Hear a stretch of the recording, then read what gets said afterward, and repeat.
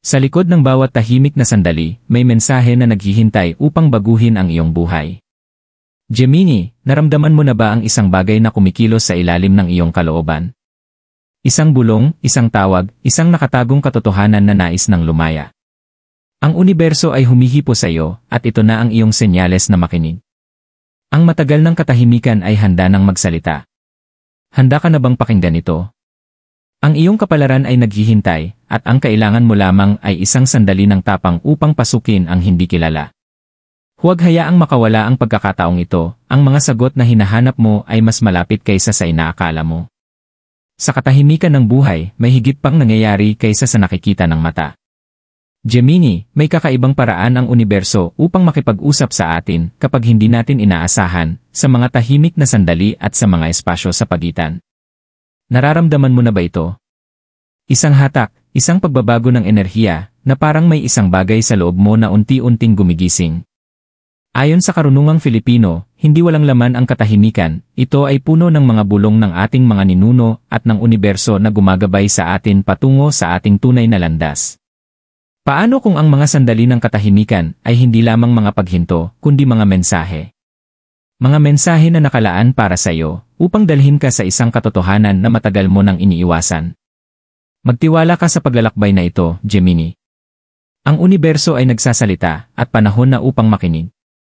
Ang kapangyarihan ng katahimikan. Gemini, nabubuhay tayo sa isang mundong patuloy na gumagalaw, patuloy na nagsasalita, pero natanong mo na ba ang tungkol sa katahimikan? Ang tahimik na sandali kung saan tila lahat ay tumigil at ang mundo ay nawawala. Sa mga sandaling ito, ang universo ay ibinubulong ang pinakamalalim nitong mga lihim. Ang espiritualidad ng Filipino ay nagtuturo sa atin na ang katahimikan ay hindi kawalan, kundi isang espasyo na puno ng kahulugan.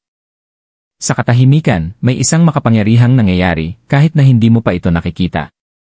Bawat kaluluwang Filipino ay nauunawaan ang kahalagahan ng pakikinig, hindi lang sa ating mga tainga, kundi pati na rin sa ating mga puso. Ang hangin sa paligid natin ay nagsasalita sa mga paraang hindi palaging natin nauunawaan. Isang biglaang lamig, ang pagsindi ng kandila, o kahit ang pag-ugong ng mga dahon ay maaaring maglaman ng mga nakatagong mensahe. Ang mga senyales na ito ay bahagi ng isang mas malaking plano, isang plano na ikaw, Gemini, ay bahagi rin. Ang katahimikan na nararamdaman mo ay hindi isang kakulangan, ito ay ang universo na humihiling sa iyo na huminto, makinig, at magtiwala sa mga hindi nakikitang puwersang gumagabay sa iyo. Pag-unawa sa katahimikan. Para sa marami, ang katahimikan ay maaaring magbigay ng kaba. Ito ang espasyo kung saan tayo humaharap sa ating mga iniisip, takot, at mga hangarin. Pero paano kung ang katahimikan ay may nais iparating sa iyo? Paano kung, sa katahimikan, ipinapakita ng universo ang mga bagay na kailangan mong maintindihan tungkol sa iyong sarili at sa landas na tinatahak mo? May isang lumang paniniwala sa Filipino na ang mga sagot na hinahanap natin ay madalas nakatago sa mga bagay na hindi natin inaasahan. Sinasabi na ang mga kaluluwa ng ating mga ninuno ay nakikipag-ugnayan sa pamamagitan ng mga banayad na senyales, at minsan, sila ay nagsasalita kapag tayo'y tumigil sa pagsasalita. Gemini, ang katahimikan na iniiwasan mo ay maaaring ang susi upang matuklasan ang iyong tunay na kapalaran. Ang bawat sandali ng hindi pagpapahayag ay parang pinto na naghihintay lamang na mabuksan. Nararamdaman mo ito, ang hatak ng isang bagay na naghihintay upang lumabas. Hindi ito basta-basta, ito ay bahagi ng iyong paglalakbay. Kapag tinitingnan natin ang ating mga buhay, madalas ang pinakamahalagang pagbabago ay nangyayari sa pinakamatahimik na mga sandali. Baka naghahanap tayo ng malalakas na senyales, isang malaking pagpapahayag, ngunit sa mga malambot na bulong ng universo nagsisimula ang pagbabago. Ito ang inaalok sa iyo ng katahimikan, Gemini, isang pagkakataon upang marinig ang mga bulong na matagal nang naroroon, naghihintay lamang na mapansin mo. Ang katahimikan ay nagsasalita sa iyo. Sa alamat ng Filipino, may paniniwala sa kaluluwa, ang kaluluwa na nananatili at naghahangad na marinig. Marahil may isang bahagi ng iyong sarili, malalim sa loob, na matagal nang naghihintay na ikaw ay makinig. Ito ang kaluluwa sa likod ng katahimikan, na tinatawag kang magbigay pansin. Hindi aksidente na binabasa mo ang mga salitang ito ngayon. Ang universo ay tinutulak ka, hinihikayat kang magising at makinig sa katahimikan na nakapaligid sa iyo. Ang katahimikan ay nagsasalita tungkol sa pagbabago. Hindi lang ito isang pansamantalang paghinto, ito ay ang katahimikan bago ang bagyong pagbabago. Ang sandaling ito ay isang biyaya, Gemini, ngunit tanging kung ikaw ay maglalaan ng oras upang tunay na makinig.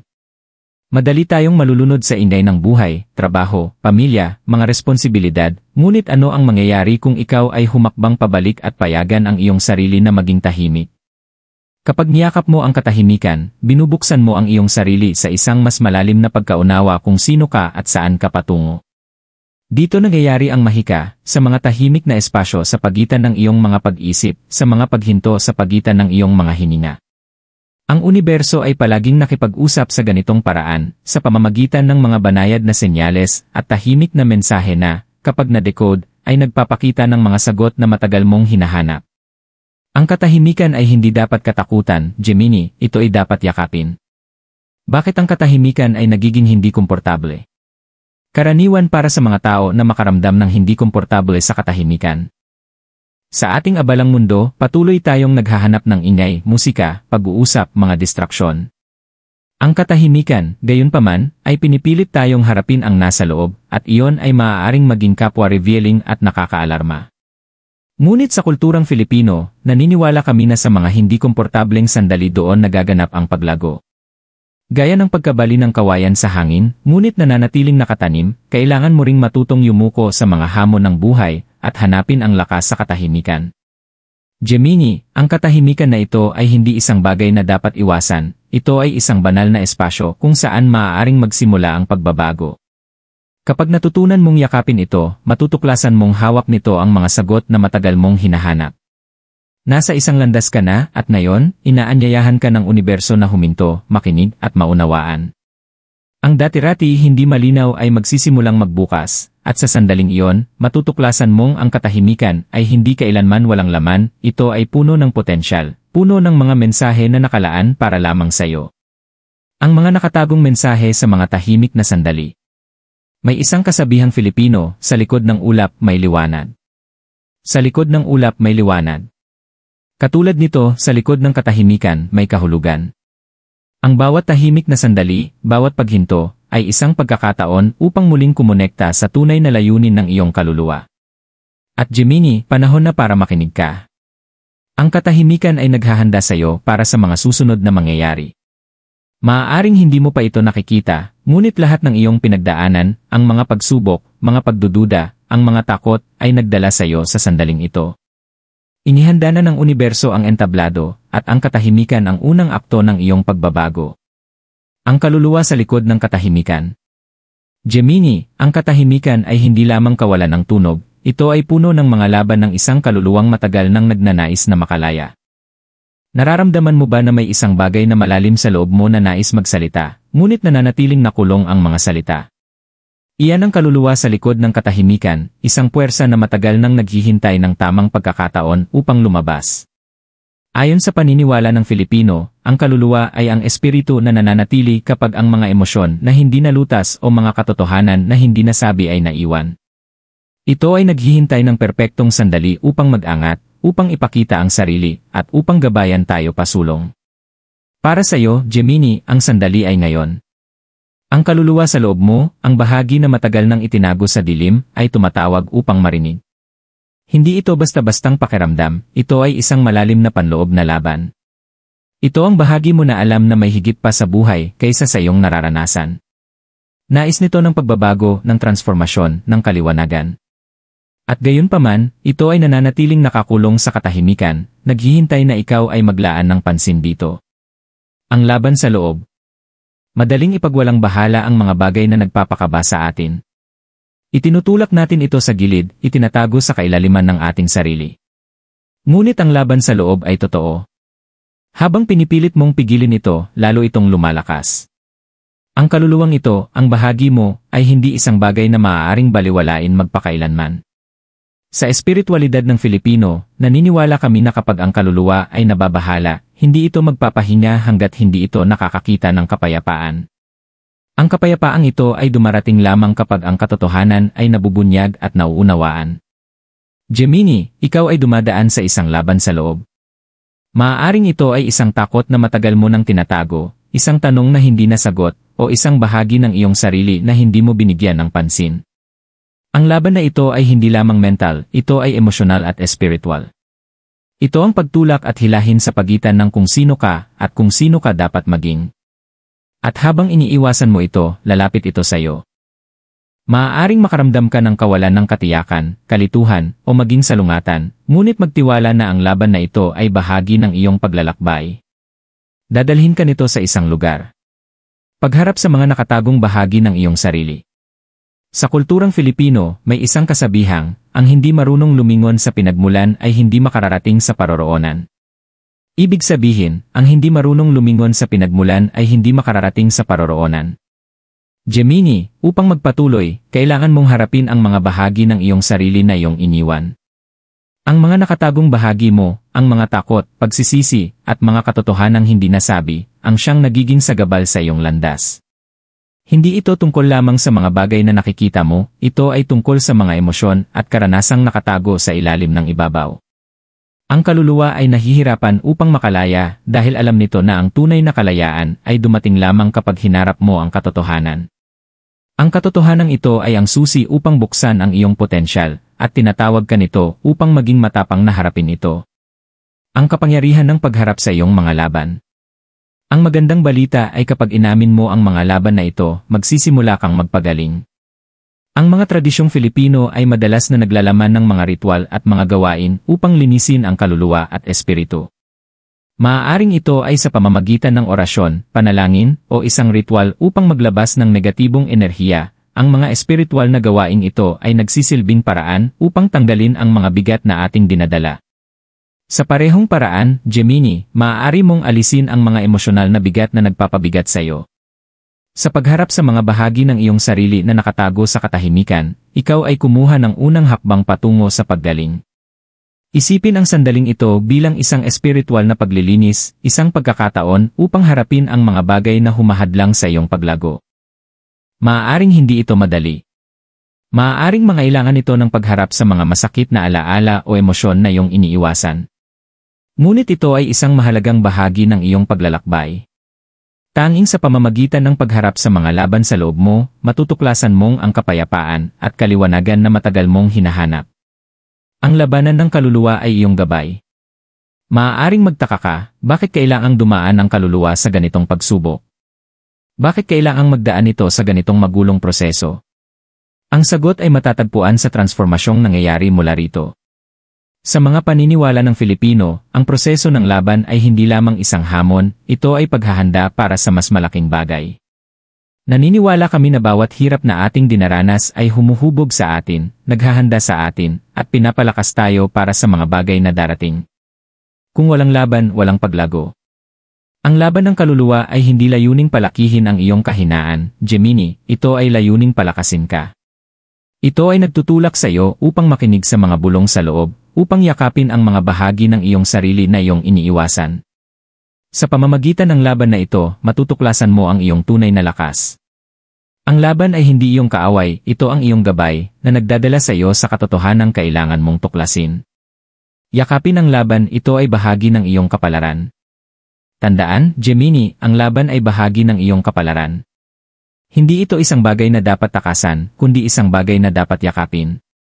Habang hinaharap mo ang mga hamon na ito, magsisimula mong makita ang landas ng maliwanag. Ang universo ay gumagabay sa iyo, ngunit una, kailangan mong makipag-ayos sa mga laban ng kaluluwa na naroroon sa katahimikan. Ang mga laban na ito ay magdadala sa iyo ng paglago, kaliwanagan, at sa huli, ang kalayaan na matagal mo nang hinahanap. Ang mga hindi nasabing katotohanan ay magpapalaya sa iyo. Ang kaluluwa sa likod ng katahimikan ay may mensahe para sa iyo, Gemini. Hindi ito isang mensahe ng takot, kundi isang mensahe ng kalayaan. Ang laban na nararamdaman mo ay ang susi upang mabuksan ang isang mas mataas na bersyon ng iyong sarili. At kapag nakinig ka sa mga bagay na matagal nang nakatago, ikaw ay makakalakad patungo sa buhay na para sa iyo. Ang pagbabago ay naghihintay. Gemini, ang universo ay may paraan ng pag-aalin ng mga pangyayari sa iyong buhay kapag handa ka na itong harapin. Ang katahimikan, ang laban, ang mga nakatagong katotohanan, lahat ng ito ay nagdadala sa isang bagay, pagbabago. At ngayon, kumakatok na ang pagbabago sa iyong pintuan.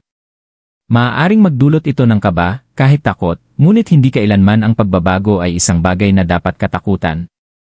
Ito ang paraan ng universo ng paghahanda sa iyo para sa susunod na kabanata ng iyong paglalakbay. Sa kulturang Filipino, naniniwala kami na ang pagbabago ay madalas na sinasamahan ng pagpapala, mga biyaya na nagmumula sa mga pagsubok na ating dinaranas.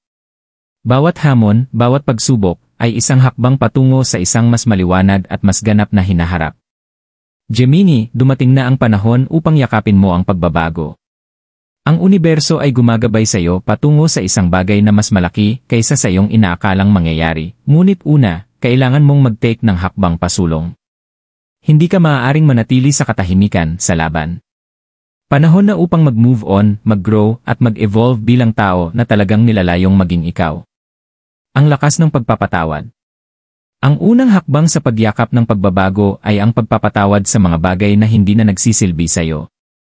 Sa espiritualidad ng Filipino, may konsepto ng pagtanggap sa kung nasaan ka at kung ano ang dinaanan mo. Ang tunay na pagbabago ay nagsisimula sa pagtanggap. Hindi ito tungkol sa pagpapalimos ng iyong nakaraan o pagtakbo mula rito, ito ay tungkol sa pagkilala dito, pagkatuto mula rito, at pagpapalaya mula sa mga pagkakakulong na dala nito. Ang pagpapatawad ay hindi nangangahulugang ang sakit ay agad nawawala o ang mga peklat ay naglalaho. Ibig sabihin lamang nito ay hindi mo nahahayaang ang mga bagay na yon ay magpigil sa iyo. Pinapayagan mong maghilom at magpatuloy. Gemini, ang laban sa loob mo ay naging kailangan, ngunit panahon na upang pakawalan ito. Palayain mo ang mga takot, ang mga pagdududa, at ang mga pagsisisi. Hayaan mong ang universo ang magdala sa iyo sa bagong yugto ng iyong buhay. Maaaring maramdaman mong gumagaan ang iyong pakiramdam habang ginagawa mo ito. Maaaring hindi mo makita agad ang pagbabago, ngunit magtiwala na nagsimula na ang proseso. Ang pagtanggap ay isang pagpapalaya, isang pagpapatawad sa nakaraan, at isang pagbukas ng pinto sa hinaharap. Ito ay simula ng iyong pagbabago. Ang tawag para sa paglago. Ang pagbabago ay kaakibat ng paglago, at ang paglago ay nangangailangan ng paglabas mula sa iyong comfort zone. Para sa maraming Filipino, ang pagharap sa hindi alam ay isang bagay ng pananampalataya, isang paniniwala na ang universo ay magbibigay, na ang ating mga ninuno ay gumagabay sa atin, at ang ating mga espiritual na gawain ay nagbibigay sa atin ng lakas. Gemini, dito pumapasok ang iyong pananampalataya. Magtiwala ka na ang mga pagbabago na nararanasan mo ay para sa iyong pinakamataas na kabutihan. Maaaring hindi ito palaging madali, at maaaring magdulot ito ng pagkabigla, ngunit alamin ito, ang universo ay naghahanda sa iyo para sa isang bagay na mas malaki kaysa sa iyong inaasahan. Ang paglago ay madalas na nararamdaman bilang isang paghihirap, parang tinatanggal ka mula sa iyong dating kinalalagyan. Ngunit, tulad ng kawayan na yumuyuko sa hangin, ngunit nananatiling nakatanim sa lupa, kailangan mo ring yumuko sa mga pagbabago sa buhay na nagtitiwala na sila ay nagpapalakas sa iyo. Ang hindi komportableng nararamdaman mo ngayon ay pansamantala lamang. Ang paglago na iyong tinatahak ay permanenteng magdadala sa iyo ng lakas. Ito ang paglago na magpapalakas sa iyo upang harapin ang lahat ng darating na hamon. Gemini, tandaan mo na ang pagbabago ay ang katalista ng paglago. Sa pagyakap sa mga pagbabago, binibigyan mo ang iyong sarili ng pagkakataong mag-grow patungo sa tao na ikaw talaga ay itinakda na maging. Ang paglago ay hindi isang bagay na pwedeng pilitin o madalian. Isa itong dahan-dahang proseso, isang paglalakbay na magpapakita ng mga bagong aspeto ng iyong sarili na hindi mo pa nalalaman. Pagyakap sa iyong kapalaran.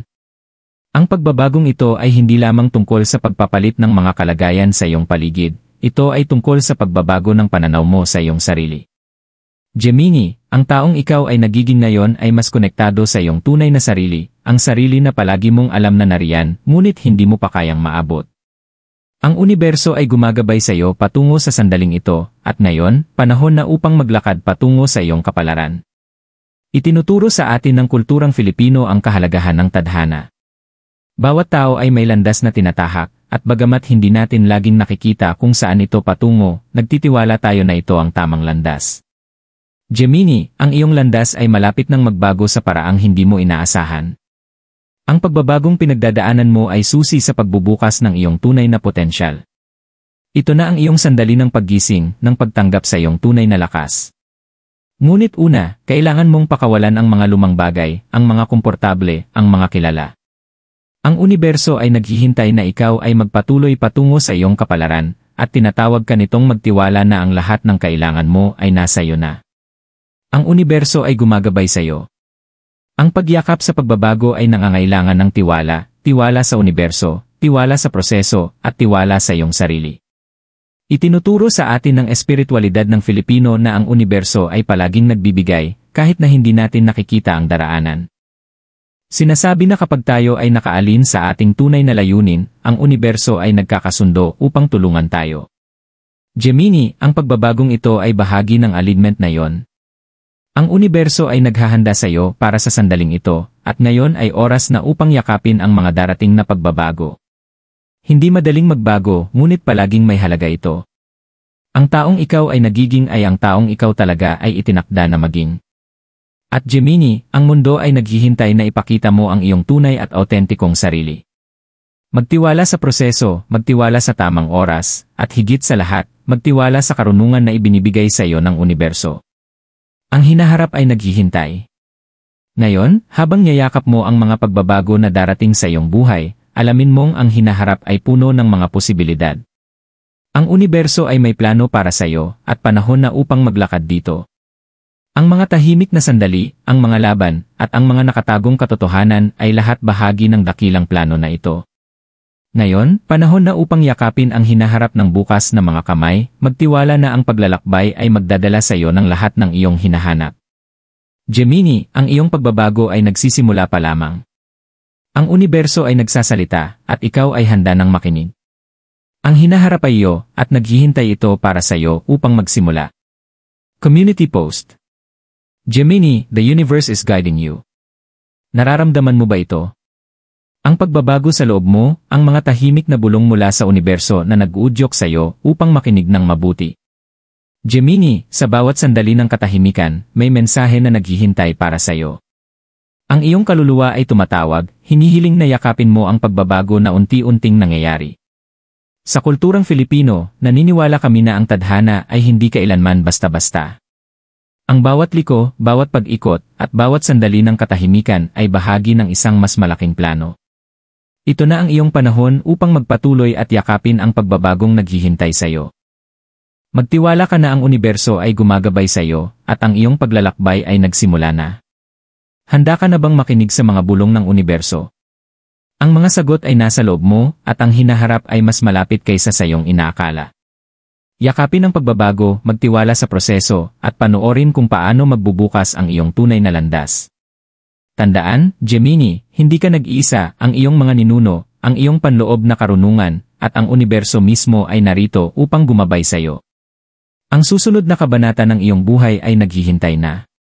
Panahon na upang yakapin ang iyong kapangyarihan. #Gemini #Tadhana #Transformation #Trust the Process #Universo #Destiny. To all the beautiful souls in the Philippines, remember. Ang universo ay nagsasalita sa atin sa mga misteryosong paraan. Minsan sa katahimikan ng gabi, o sa bulong ng hangin, ito ay gumagabay sa atin patungo sa landas na tinatahak natin. Magtiwala sa proseso, magtiwala sa iyong sarili, at alamin na hindi ka nag-iisa. Ang paglalakbay na naghihintay sa iyo ay puno ng mga biyaya, at ang iyong tadhana ay naghihintay na. #Tadhana #Kapalaran #Filipino Spirituality #Trust the Journey.